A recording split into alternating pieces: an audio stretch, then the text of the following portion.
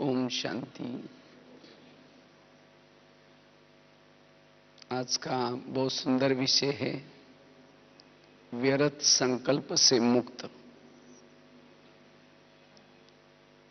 इसी पिछले संडे की मुरली सभी ने सुनी होंगी। तो बाबा ने विशेष उस मुरली में कहा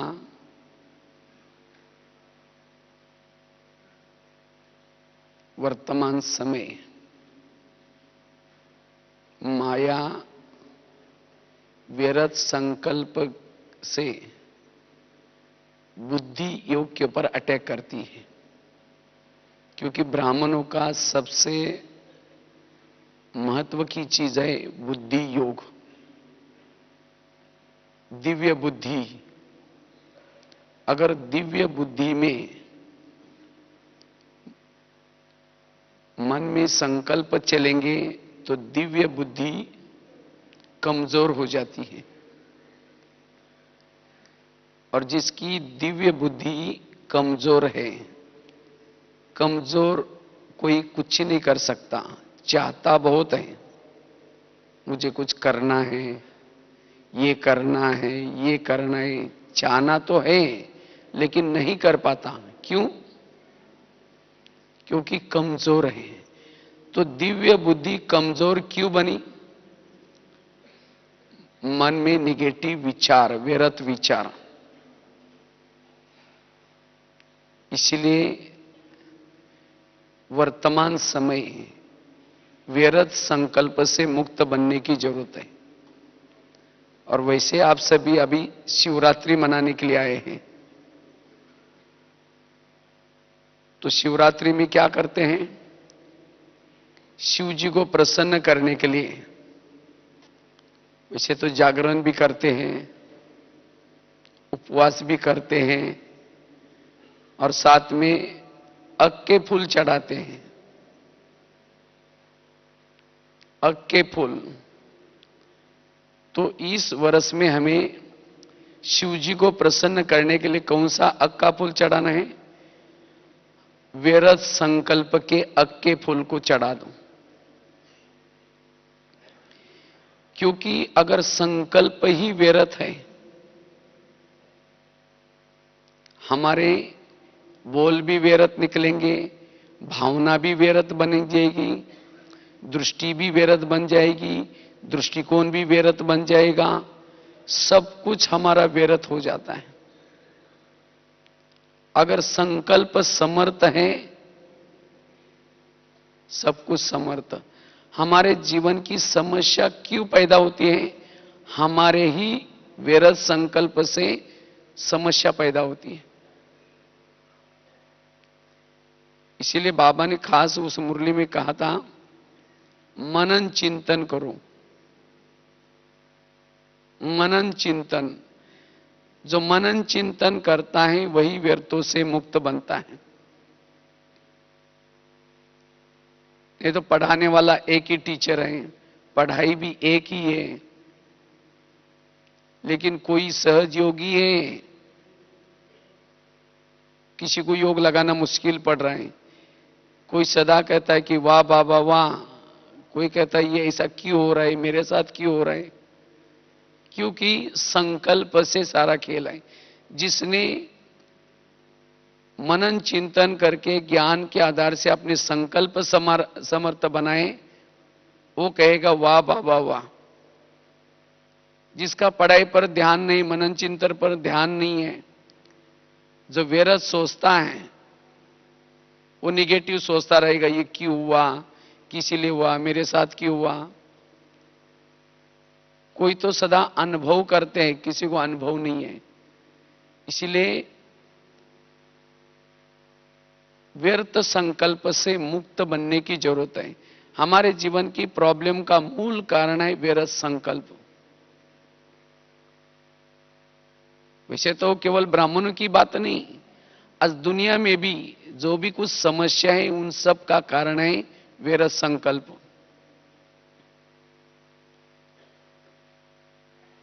तो इसीलिए वर्तमान समय अगर अपने आप को समर्थ बनाना है, शक्तिशाली बनाना है, अपने संकल्प, क्योंकि संकल्प बीज है। अगर बीज ही कमजोर है तो सब कुछ कमजोर हो। इसलिए अपने संकल्प को समर्थ बनाने की जरूरत है। दुनिया में व्यर्थ संकल्प चलाते हैं तो उनको तनाव पैदा होता है। आजकल दुनिया में हर जगह पर तनाव है। तो तनाव क्या चीज है? जीवन में आने वाली समस्या, जीवन में आने वाले विघ्न और संकल्प की स्पीड ज्यादा, जितना व्यर्थ ज्यादा सोचता है उसको तनाव पैदा होता है। और तनाव को इंग्लिश में क्या कहते हैं? टेंशन। टेन मतलब 10 और सन मतलब बच्चे। टेंशन मतलब 10 बच्चे। पहले तो 2-4 हैं और फिर 10 होंगे, वो सुखी कैसा रह सकता है? क्योंकि मन के निगेटिव विचारों से, मन के निगेटिव विचारों से भावनाएं निगेटिव बनती है, दृष्टि निगेटिव बनती है, दृष्टिकोण निगेटिव बन जाता है, व्यवहार निगेटिव बन जाता है और इसीलिए जीवन भी कड़वाहट बन जाता है। इसीलिए अगर जीवन को मीठा बनाना है, वैसे बाबा ने उस मुरली में यह भी एक बहुत अच्छी बात कही थी, संगम युग है बहारी मौसम। और वैसे बहारी मौसम में क्या होते हैं? फूल खिलते हैं। तो इसलिए अगर संगम युग में फिर भी हमारे जीवन में कड़वाहट होगी, हमारे जीवन में समस्या होंगी, तो आखिर हम फूल कब बनेंगे? डायरेक्ट परमात्मा स्नेह का पानी दे रहे हैं। तो इसीलिए अगर हमारे जीवन में रूपी फूल को खिले हुए करना है, खुशबूदार बनाना है, अपने संकल्प के बीज के ऊपर ध्यान देने की जरूरत है। संकल्प को समर्थ बनाने की जरूरत है। हम दूसरों को कितनी भी अपनी समस्या सुनाते हैं, मेरे पास ये समस्या है, ये प्रॉब्लम है, लेकिन हमारे संकल्प ही समर्थ नहीं होंगे। सुनाने से, किसी से किनारा करने से, स्थान छोड़ करके जाने से समस्या खत्म नहीं होगी। अगर समस्या का समाधान करना है, अपने संकल्प को बदलने की जरूरत है। तो इसीलिए इस 2015 में हमें अपने संकल्प को समर्थ बनाने की जरूरत है। और इसीलिए बाबा ने खास कहा कि मनन चिंतन करो। बाबा ने अलग अलग अनेक मुरलियों के माध्यम से कितने सारे हमें टाइटल्स दिए हैं। अगर उस टाइटल को याद करते हैं बार बार, क्योंकि व्यर्थों से मुक्त बनने का एक सहज साधन है समर्थ संकल्प चलाना। और समर्थ संकल्प का स्रोत है ईश्वरीय महावाक्य मुरली। जिसका पढ़ाई का शौक है, जो रोज पढ़ाई मुरली पढ़ाई पढ़ते हैं और उसका मनन चिंतन करते, वही व्यर्थों से मुक्त बन सकते हैं।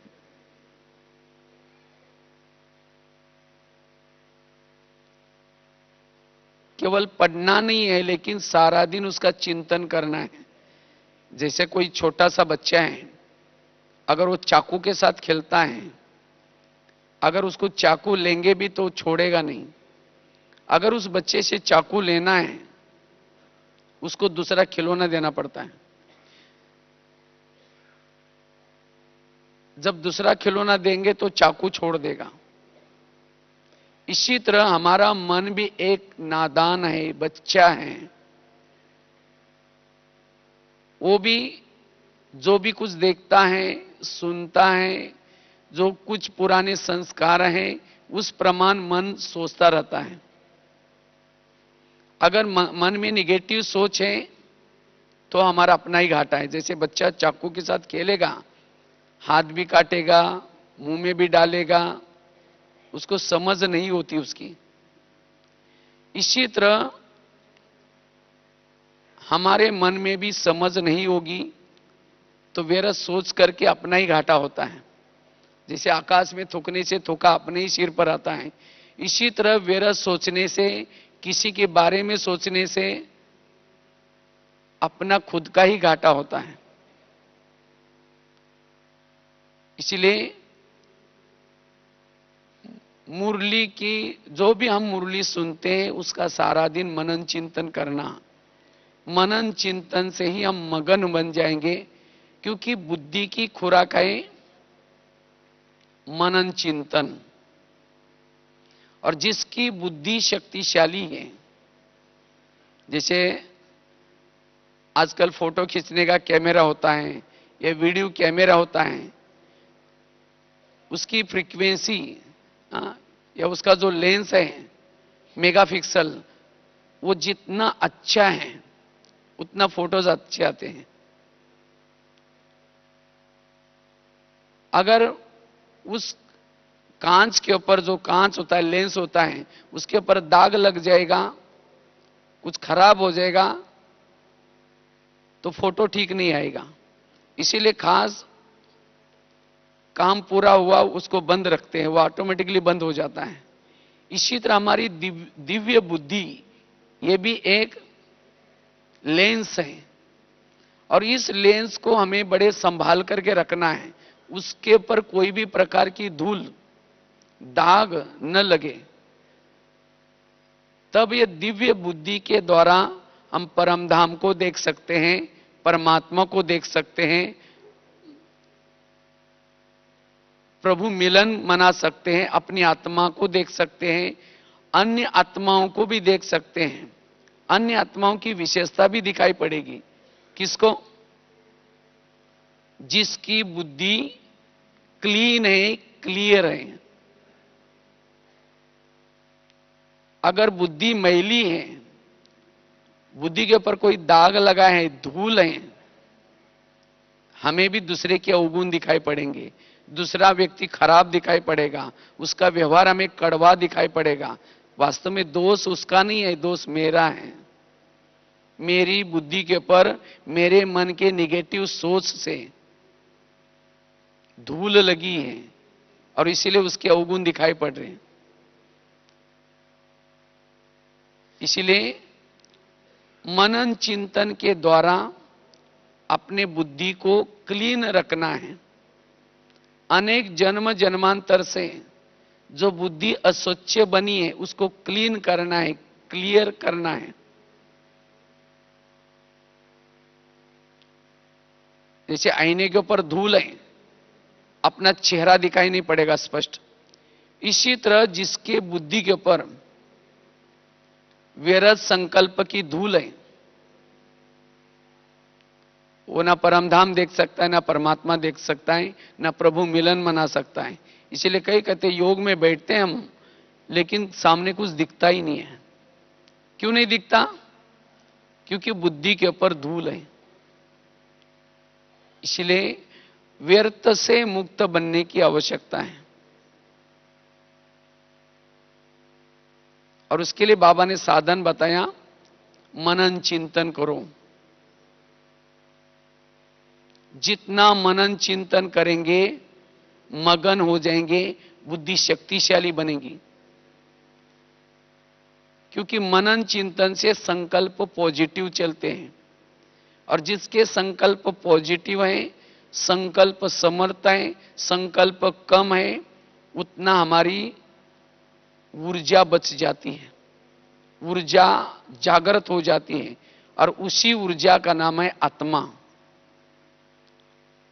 उसी ऊर्जा से, मनन चिंतन करने से आत्मबल बढ़ता है, मनोबल बढ़ता है। इसलिए जो हम सवेरे मुरली सुनते हैं, उसका मनन चिंतन करना है। या जो बाबा ने हमें प्राप्तियां कराई, प्राप्तियों को याद करो, बाबा के उपकारों को याद करो। जैसे बाबा ने कहा ना, जैसे आजकल फैशन है अलग अलग ड्रेस पहनने का, इसी तरह हमें भी अलग अलग प्रकार के रोज नए नए बाबा ने जो टाइटल्स दिए हैं, उसको स्मृति में लाने से स्मृति में लाने से हमारी वृत्ति भी ऐसी बनेगी, दृष्टि भी ऐसी बनेगी। क्योंकि अगर हमारी स्मृति समर्थ है सब कुछ बदल जाएगा, स्मृति कमजोर है सब कुछ निगेटिव बन जाएगा। इसीलिए मनन चिंतन की आवश्यकता है। मनन चिंतन से ही हम विरत संकल्प से मुक्त बनेंगे। तो हमारे जीवन में जो भी कुछ कड़वाहट है, किसी के साथ हमारा व्यवहार कड़वा बना है, संबंध कड़वे बने हैं, इन सब का कारण है संकल्प। इसीलिए इस शिवरात्रि में अगर शिव बाबा को प्रसन्न करना चाहते हैं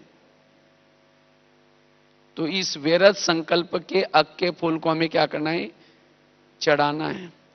और उसके लिए एक तो बताया मनन चिंतन की जरूरत है। जैसे पता ना आजकल दुनिया में जो भी कुछ समस्या है, प्रॉब्लम्स हैं, विरत संकल्प से। आज विरत संकल्प जिसके मन में आते हैं, निगेटिव सोचते हैं, उसको गुस्सा आता है और गुस्सा आने से व्यक्ति कुछ भी कर लेता है।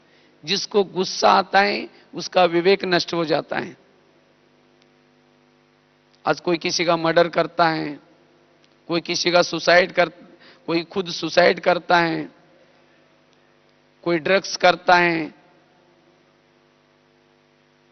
कोई किसी के साथ नहीं बनती, ईर्ष्या, घृणा, नफरत, ये सब बीज है संकल्प। संकल्प कमजोर होने के कारण कमजोरी निर्माण हुई। इसीलिए अपने संकल्प को समर्थ बनाना है। जितने संकल्प समर्थ हैं उतनी हमारे अंदर सहन शक्ति आएगी। जितने संकल्प समर्थ सहन शक्ति, कमजोर संकल्प होंगे सहन नहीं होगा। और जिसके पास सहन शक्ति नहीं है, अन्य शक्तियां भी हमारे सहयोगी नहीं बनेगी। सहन शक्ति का आधार है समर्थ संकल्प। क्यों हुआ, किसी लिए हुआ, मेरे साथ क्यों हुआ, जितना निगेटिव सोचेंगे सहन शक्ति भाग गई। सहन शक्ति भाग गई, उसकी जो अन्य 7 बहनें हैं, 7 शक्तियां, वो भी चली गई। शक्तियां चली, दैवी गुण भी चले गए, अकेले रह जाएंगे। और जो अकेला होता है कमजोर होता है, और माया कमजोर के ऊपर वार करती है। इसीलिए वर्तमान समय अपने संकल्प को समर्थ बनाना है। इसीलिए मन को रोज कोई ना कोई होमवर्क देना है। मनन चिंतन करने के लिए कोई ना कोई सोमान देना है, कोई ना कोई जिसे खुशी निर्माण हो जाए, जिसे आनंद आ जाए, ऐसा कोई पॉइंट देना है। हमें अपने संकल्प को समर्थ बनाना है, क्योंकि समर्थ सोचने वाला ही भ्रुकुटी के आसन पर बैठ सकता है। विरत सोचने वाला अपने आसन पर नहीं बैठ सकता। समर्थ सोचने से वायुमंडल शुद्ध बना सकते हैं, मन शक्तिशाली बनता है, बुद्धि, दिव्य बुद्धि शक्तिशाली बनती है। इसलिए विरत संकल्प से मुक्त। तो हम विरत संकल्प से मुक्त बनने के लिए क्या करें? विरतों के तो कई कारण हैं, लेकिन मुख्यतः 2 कारण हैं। एक तो आपस में जिन लोगों के बीच में रहते हैं, उन लोगों के तरफ से कुछ समस्या आते हैं तो भी मन में विरत संकल्प चलते हैं। और दूसरा, जब खुद के पुराने संस्कार, खुद के जो पुराने संस्कार हैं वो जब जागृत होते हैं तब भी मन अनकंट्रोल हो जाता है, और जिसके कारण विरत संकल्प चलते हैं, जिसके कारण बुद्धि अस्वच्छ बनती है। तो इन 2 कारणों का हमें निवारण करना है। इसके लिए बताया कि एक तो मनन शक्ति भी काम आएगी, लेकिन इसके साथ साथ हमें मनन चिंतन में भी क्या करना है, जो बाबा ने अलग अलग पॉइंट्स बताए हैं। ड्रामा कल्याणकारी है, जो हो रहा है सब अच्छा हो रहा है। जो बाबा मुरलियों के अंदर जो पॉइंट्स देते हैं, तो ड्रामा कैसे कल्याणकारी है, जो हुआ आज तक कैसा कल्याणकारी हुआ, इस तरह से चिंतन करके जो भी मन में व्यर्थ संकल्प चलता है उसको बिंदी लगानी है, और जितना व्यर्थ के ऊपर बिंदी लगेगी उतना बिंदु के स्थिति में हम स्थित रह सकते हैं, उतना बिंदु स्वरूप का अशरीरी का अनुभव कर सकते हैं। अगर संकल्प अनकंट्रोल है, जो ज्यादा सोचते हैं वो भारी होंगे, मन से भी भारी, व्यवहार से भी भारी, उसके चेहरे में भी खुशी नहीं होगी। और जो व्यर्थों से मुक्त रहता है वही फरिश्ता बनता है, वही लाइट रहता है, हल्का रहता है। अगर हम ज्यादा सोचते हैं हल्केपन का अनुभव नहीं होगा। इसलिए कभी बाबा की महिमा करो। बाबा आप तो जैसे शिव बाबा की कितनी महिमा है, अब कल्याणकारी है, मैं भी मास्टर कल्याणकारी हूं। जितनी बाबा की, शिव बाबा की महिमा करेंगे उतना भी समर्थ विचार चलेंगे। तो सबसे पहली बात है, अगर हमें व्यर्थों से मुक्त बनना है, वर्तमान समय कभी कभी हमारे मन में कभी आश्चर्य ऐसी बातें आती हैं, हम कहते हैं मैं तो इसके रास्ते में कभी जाता नहीं, मैंने इसका कुछ बिगाड़ा नहीं, फिर भी ये मेरे साथ ऐसा क्यों करता है? क्योंकि व्यर्थ एक बार मन में चलता है, और जब मन में भर जाता है तो वाणी के द्वारा औरों को भी हम सुना करके पर चिंतन पर दर्शन करते हैं, दूसरे की भी भावना को क्या करते हैं? खराब करते हैं। अपनी भावना तो खराब हो गई, लेकिन वो बातें वाणी के द्वारा अन्य आत्माओं को सुना करके उनकी भी भावना खराब करते हैं, उनका भी टाइम वेस्ट करते हैं। तो ये कैसे पैदा हो गया? व्यर्थ सोचने से। तो वास्तव में आज हमारे साथ कोई व्यवहार करता है, या हमारे जीवन के जो भी प्रॉब्लम्स है, जो भी समस्या है, ये समस्या प्रॉब्लम किस अनुसार आ रहे हैं? ये सब हमारे ही बीते हुए किए हुए अनेक जन्मों के कर्मों के अनुसार समस्या आती है। क्योंकि इस संसार में जो कुछ हो रहा है ये सब हर व्यक्ति के किए हुए कर्मों के आधार से होता है। चाहे किसी को शरीर मिला है, शरीर की कोई बीमारी है, शरीर के कोई संबंधी है, ये सब हर एक के किए हुए कर्मों के अनुसार है। हमारे आसपास के जो भी लोग हैं, हमारे संबंध के जो भी लोग हैं, कोई हमें देने के लिए है, कोई हमारे से लेने के लिए है। तो जिन्होंने इस कर्मों के गुह्य गति को समझ लिया वही व्यर्थ संकल्प से मुक्त बनता है। वो उसको कभी भी आश्चर्य नहीं लगेगा। इसीलिए अंदर से अपने कर्मों की गुह्य गति का ज्ञान बुद्धि में रखना है। कभी कभी हम कर्मों को भूल जाते हैं, तब जाकर के मन में आता है ये ऐसा करता है, इसने मेरे साथ ऐसा किया, तो इसीलिए मेरे साथ जो कुछ होता है मेरे ही कोई ना कोई कर्मों का कारण है।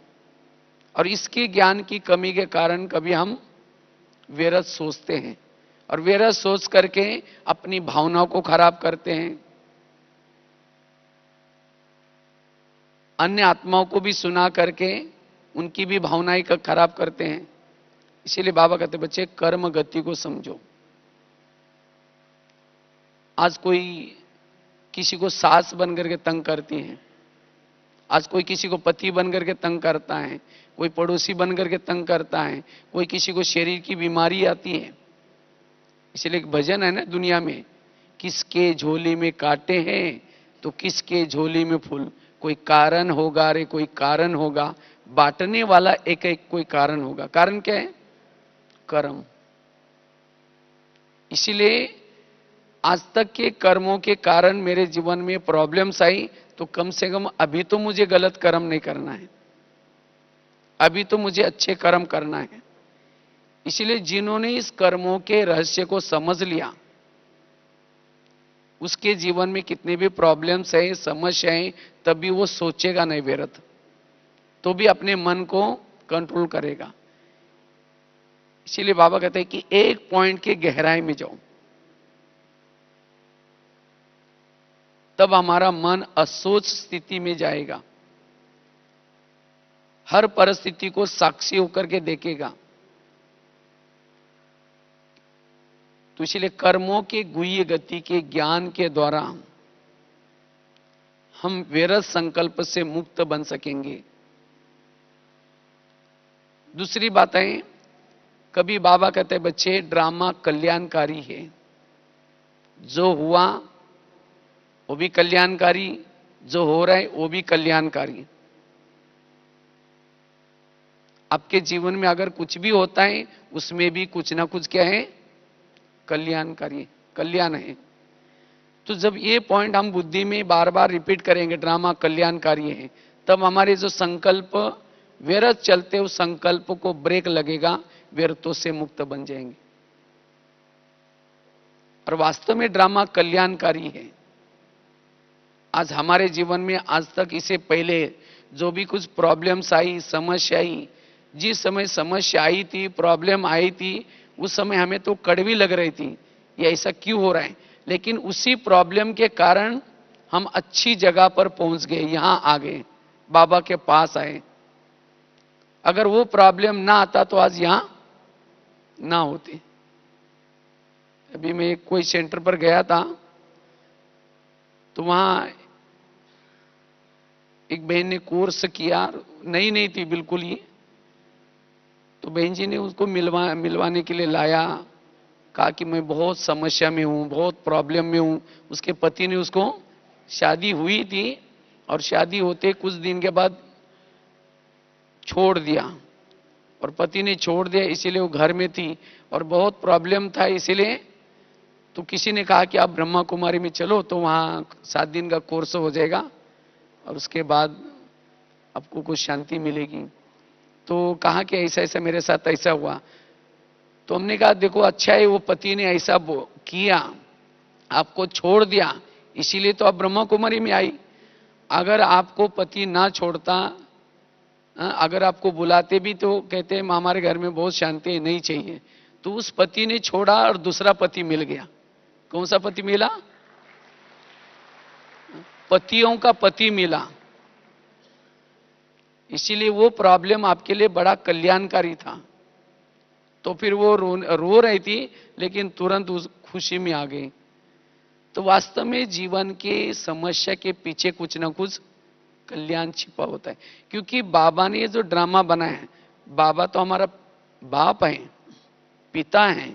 पिता कभी भी बच्चों के लिए दुख वाली बातें नहीं रचता, कल्याण करता है।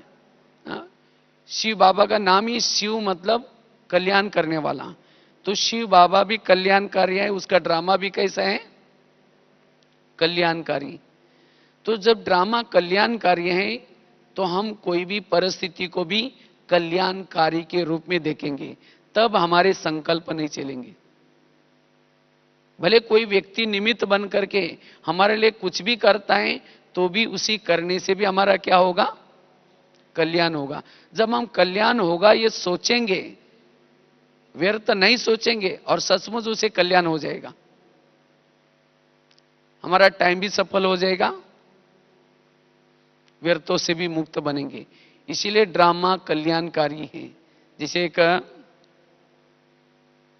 रामायण की घटना सुनाते हैं। राम राजा बनने वाला था, लेकिन रात में आकर के मंत्रा ने कई को 2-4 उल्टी बातें सुनाई। क्या सुनाया? तुम्हारा बेटा भी तो है, तुम अपने बेटे को छोड़ करके राम को राजा बना रहे। और ये बातें सुन करके राम को राजा बनाने के बजाय उसको कहां भेजा? वनवा में भेजा। सीता गई, लक्ष्मण गया, तीनों भी घर से चले गए। वियोग के कारण दशरथ ने प्राण त्यागा। खाने का प्रॉब्लम, सोने का प्रॉब्लम, घास में सोए, जंगल में रहे। ये सब किसके कारण हुआ? मंत्रा के कारण। तो मंत्रा को जो भी देखेगा उसकी भावना अच्छी चलेगी, बुरी चलेगी। मैं जब बचपन में रामायण देखता था, जब मंत्रा वाला पार्ट देखता था, तब मुझे मंत्रा के प्रति बहुत ये आता था। हम कहते इस बुढ़िया को भगाओ, इसको नहीं देखना। वो काला सा ड्रेस पहन करके डंडा लेकर के वो स्क्रीन पर आती है। मैं मंत्रा को पाठ देखना बिल्कुल पसंद नहीं करता था, लेकिन एक दिन थोड़ा सोचा, तब मुझे पता चला मंत्रा ने राम के लिए जो किया अच्छा क्या। अगर मंत्रा उसी रात में उनके घर में ना आती तो राम क्या बनता? राजा। राजा बनता तो जंगल में नहीं जाता, जंगल में नहीं जाता सीता की चोरी ना होती, अगर सीता की चोरी ना होती तो रावण को ना मारता, रावण को ना मारता तो राम की महिमा भी कोई नहीं गाता। तो राम की महिमा किसके कारण है? मंत्रा के कारण। इसी तरह हर इंसान के पास भी भगवान ने एक दो मंत्रा रखी है। जो चुगली करते हैं, यहां की ट्रांसफर वहां करते हैं, झगड़ा लगाते हैं, लेकिन कभी कभी ऐसी मंत्राओं से हम इतना तंग हो जाते हैं, उसके लिए बहुत निगेटिव सोचते हैं, उसकी बातों को औरों को भी सुनाते हैं, उसके लिए नफरत भी पैदा करते हैं, घृणा भी पैदा करते हैं, और यही व्यर्थों का कारण है, यही जीवन की कड़वाहट है, यही जीवन की समस्या है। इसलिए वास्तव में वही मंत्रा हमारा कल्याण करने वाली है। आज तक जीवन में बहुत सारी मंत्राएं आई होगी, 63 जन्मों से कई समस्याएं होगी, कई बातें आई होगी, लेकिन सब उस मंत्राओं के कारण हम कहां पहुंचे? अच्छी जगह पर पहुंच गए ना। तो आज तक जो कुछ बातें हुई, उस सभी बातों से क्या हुआ? कल्याण हुआ। अगर मंत्रा ना आती तो राम राजा बनता, जंगल में नहीं जाता, सीता की चोरी नहीं होती, ना हनुमान मिलता, ना अंगद मिलता, ना ऋषि, ना मुनि, ये कोई नहीं मिलते। वो सब किसके कारण मिले? मंत्रा के कारण। तो आज हमें बाबा मिला, इतना अच्छा दैवी परिवार मिला, दीदी दादियां मिली, ये सब किसके कारण मिले? आज तक की मंत्राओं के कारण। इसलिए एकांत में बैठ करके आज तक जिन्होंने तंग किया है, परेशान किया है, कुछ ऐसा वैसा व्यवहार किया है, उन सबको धन्यवाद दो, वो धन्यवाद के पात्र हैं। उनको कहो कि आप लोगों ने हमारे साथ बहुत अच्छा किया, 5000 साल के बाद भी ऐसा करने के लिए जरूर आना। हा? तब ऐसी बातें, कड़वी बातें खत्म हो जाएगी और संकल्प समर्थ चलेगी। नहीं तो हम कईयों के साथ ऐसे भरे हुए हैं, उनके कहते इसको दुआ हम कभी नहीं देंगे, इसने तो मेरे लिए क्या क्या किया है। अगर वो ऐसा ना करते तो आपका भला ना होता। इसीलिए इस शिवरात्रि में जो कुछ आज तक का जो कुछ बातें हैं, उन सब कड़वी बातों को संकल्प सहित उसको क्या करो? अर्पण करो, स्वाहा करो।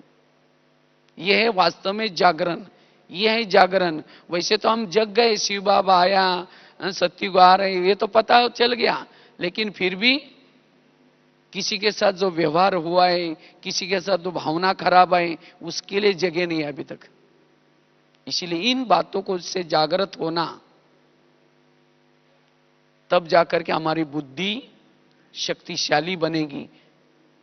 एक व्यक्ति के प्रति भी अगर अंदर से कुछ है, वो प्रभु मिलन मना नहीं सकता। इसीलिए व्रत को सुहा करना है। ये है वास्तव में अग के फूल, इस अग के फूल को चढ़ाना है, तब व्यर्थों से मुक्त बनेंगे। तो ड्रामा कल्याणकारी है। पहली बात कौन सी बताई? मनन चिंतन करना है। मनन चिंतन करना मतलब क्या? ये बाबा ने जो ऐसे ड्रामा के पॉइंट्स दिए हैं, कर्मों की घुई गति बताई है, उसके बारे में सोचना, और तब व्यर्थों से मुक्त बनेंगे। जीवन में आने वाली हर निगेटिव बातों को क्या बनाना है? पॉजिटिव।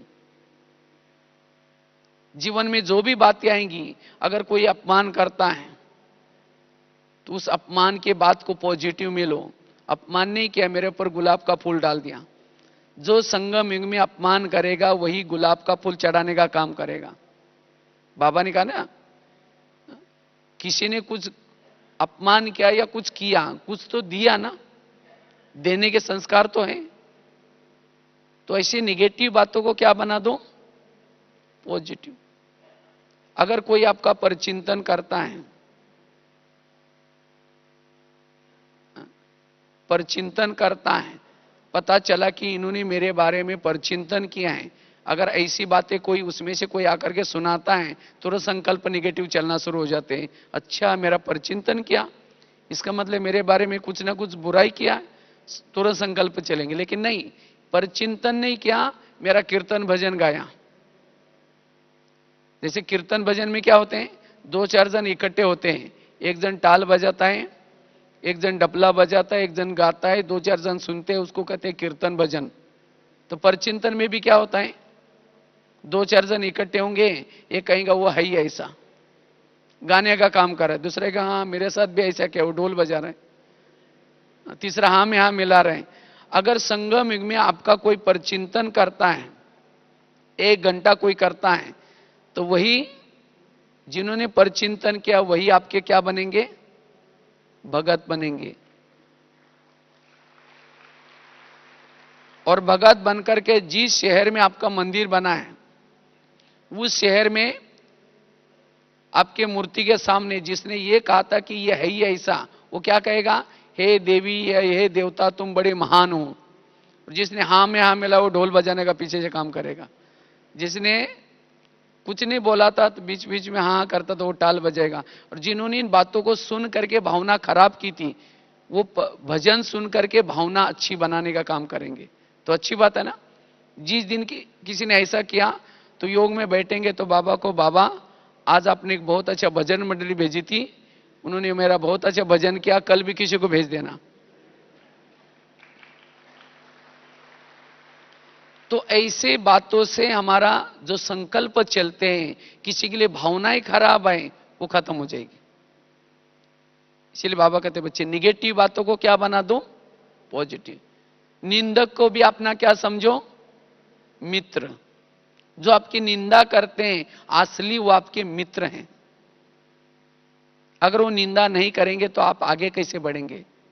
और जो आपकी महिमा करते हैं वास्तव में वो कैसे हैं, वो आपके शत्रु हैं। क्योंकि आप अच्छे नहीं हैं तो भी आपको ऐसे बोलते हैं कि कुछ लेने के लिए, कुछ करने के लिए आपको कहेंगे आप बहुत अच्छे हैं, कितने अच्छे हैं।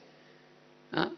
तो इसीलिए वास्तव में निंदा करने वाला हमारा कौन है, मित्र है। तो इस तरह से निगेटिव बातों को पॉजिटिव बनाने से जो संकल्प विरत चलते उससे मुक्त बनेंगे। तो कितनी बातें बताई, एक तो बताया मनन चिंतन करना है, लेकिन क्या मनन चिंतन करना है, ड्रामा कल्याणकारी है। दूसरी बात कौन सी बताई, कर्मों की गुई गति। मेरे जीवन के, मेरे आसपास के जो लोग हैं, मेरे कोई पिछले जन्मों के कर्मों के कारण आज वो मेरे साथ ऐसे व्यवहार कर रहे हैं, उनका कोई दोष नहीं है, मैंने भी कभी इनके साथ ऐसा किया होगा। मेरे जीवन के कोई बीमारी, ये बीमारी भी मेरे कोई कर्मों का कारण है। इसलिए मुझे क्या करना है, ज्यादा सोचना नहीं, ये कर्मों की गुई गति की गहराई में जाना है। दूसरी ड्रामा की कल्याणकारी, ड्रामा कल्याणकारी है, उसके गहराई में जाना है। तीसरी बात बताई निगेटिव बात को क्या बना दो, पॉजिटिव। चौथी बात है, जैसे बताया कभी कभी हमारे पुराने संस्कार के कारण, पुराने संस्कार के कारण कभी कभी हमारे निगेटिव संकल्प चलते हैं। लेकिन हमारे पुराने संस्कार जागृत क्यों होते हैं, जब हम कोई ईश्वरीय नियम और मर्यादा का उल्लंघन करते हैं। क्योंकि संगम युग में ईश्वरीय नियम और मर्यादा आत्मा को शक्तिशाली बनाने के लिए, आत्माभिमानी बनाने के लिए बाबा ने बनाए हैं। तो जो भी कुछ नियम है, चाहे अमृत वेला का नियम, चाहे मुरली का नियम, चाहे योग का नियम, खान पान का नियम, चाहे कोई अश्लील साहित्य नहीं पढ़ना है, बाहर का भोजन नहीं खाना, टीवी नहीं देखना है, ये जो कुछ ब्राह्मणों के लिए बाबा ने नियम बना करके दिया है, जब हम नियम को तोड़ते हैं, मर्यादा को तोड़ते हैं, तब क्या होता है, उस संस्कार के लिए कुछ भोजन मिल जाते हैं। क्योंकि हमारे संस्कार कोई खत्म नहीं हुए हैं, अभी हम नियम पर चलते हैं, मर्यादा में चलते हैं, ज्ञान में चलते हैं, इसलिए वो संस्कार दबे हैं, दबे हैं। थोड़ा सा नियम मर्यादा में नहीं चलेंगे, फिर वो संस्कार उभर आते हैं। इसलिए हम जब नियम मर्यादा को तोड़ देते हैं तो पुराने संस्कार जागृत होते हैं और जिसके कारण मन में नेगेटिव विचार चलते हैं। इसीलिए संगम युग में अंत तक जब तक जीना है तब तक हमें ईश्वरीय पढ़ाई पढ़नी है, ईश्वरीय नियम और मर्यादा का पालन करना है। और माया तो बड़ी होशियार है, माया देखती है कि अब ये तो सिनेमा थिएटर में तो नहीं आ रहे हैं क्योंकि बैज पहना है, सेपरेट ड्रेस पहना है, सबको पता है ब्रह्म कुमार कुमारी है, चलो अब मैं उनके जेब में ही जाती हूं। इसीलिए बहुत अच्छे अच्छे मोबाइल, व्हाट्सएप और अच्छे अच्छे मोबाइल और हर एक चीज में इंटरनेट का कनेक्शन सभी के पास। और इसीलिए उस थोड़ी भी हमारी नियम मर्यादा थोड़ी टूट गई, थोड़ा सा उस संस्कार के लिए कुछ भोजन मिल गया तो पुराने संस्कार जागृत होते हैं। और जब पुराने संस्कार जागृत हो जाते हैं मन अनकंट्रोल हो जाता है, और जब मन अनकंट्रोल हो जाता है बुद्धि कमजोर पड़ती है। इसीलिए प्रभु मिलन मना नहीं सकते। इसीलिए बाबा कहते हैं व्यर्थों का कारण है ईश्वरीय नियम और मर्यादा, जिसे बाबा भूल जाए, जिसे स्वर्ग की प्राप्ति मिस हो जाए, ऐसे साधन ऐसी चीजें मुझे मेरे कोई काम की नहीं है। इसीलिए बाबा कहते बच्चे ऐसे साधन का भी त्याग दो, उस साधन के वशीभूत नहीं हो जाओ। अगर साधन के वशीभूत, कई कहते नहीं इसके बिना तो चलता ही नहीं, पहले तो चलता था अभी क्यों नहीं चलता।